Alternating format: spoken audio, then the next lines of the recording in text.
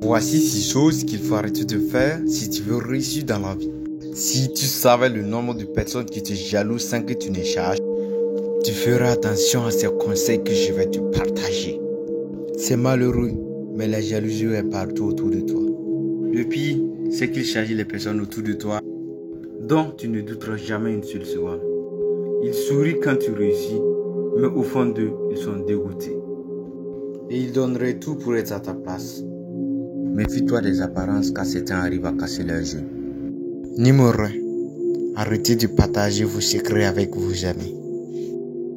9 des 10 amis que vous avez sont faux. Ils utiliseront vos secrets pour ternir votre image dès que l'occasion se fera ressentir. N'oubliez pas que même les meilleurs amis peuvent trahir votre confiance et révéler vos secrets aux personnes qu'il ne fallait pas. Si vous partagez un secret avec un ami, il peut vous mettre sous pression de manière à prendre une décision contraire à votre choix. Voilà pourquoi les grands savants ont toujours gardé le secret de leur découverte et poursuivre leurs inventions en solo. Numéro 2. Arrêtez de partager vos projets avec les autres. Les gens veulent toujours avoir une longueur d'avance sur vous, même s'ils ne le vous disent pas.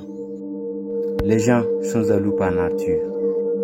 Pour une raison ou une autre, ils trouveront toujours un moyen pour saboter vos plans de peur que vous n'allez plus vite qu'eux. Si vous partagez un projet innovant et unique, il y a toujours un risque que quelqu'un ne le vole ou le copie.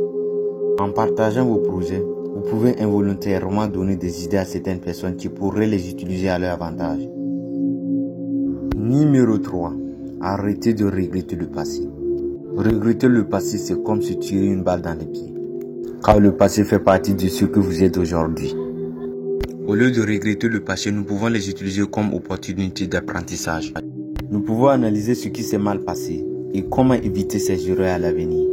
En se concentrant sur le passé et l'avenir, nous pouvons développer notre confiance en nous et prendre des décisions plus rapidement et être plus sûrs de nos choix. Numéro 4. Arrêtez de vous plaindre. Chaque fois que vous plaignez, c'est la preuve que vous n'avez pas le contrôle de votre vie. Très souvent, le temps que nous passons à se plaindre peut être utilisé pour accomplir des tâches importantes ou travailler sur nos projets personnels. En étant plus productifs, nous avons plus de chances d'atteindre nos objectifs. En arrêtant de se plaindre, nous adoptons une attitude plus positive envers la vie et les situations difficiles. Cela nous permet également de rester motivés et de persévérer dans nos efforts pour atteindre nos objectifs. Numéro 5. Arrêtez de partager vos échecs avec les autres. Les gens utilisent vos échecs passés pour saboter votre positivité et votre état d'esprit. Partager les échecs avec les autres peut entraîner une perte de confiance. Cela peut se sentir vulnérable et exposé. Partageant vos échecs avec les autres, il est possible qu'ils commencent à nous comparer avec d'autres personnes qui ont réussi dans le même domaine, ce qui peut influencer négativement notre état d'esprit. Cependant, il est impossible de noter que partager nos échecs avec les autres peut également être bénéfique, car cela nous permet d'apprendre de nos erreurs et d'obtenir des conseils et des encouragements de la part des autres. Numéro 6. Arrêtez de partager vos faiblesses. Les gens utiliseront n'importe quoi pour vous faire trébucher, afin de pouvoir rire derrière votre dos. Ils utiliseront vos faiblesses contre vous dès qu'ils en auront l'occasion. Certaines personnes peuvent utiliser vos faiblesses contre vous ou par leur propre bénéfice.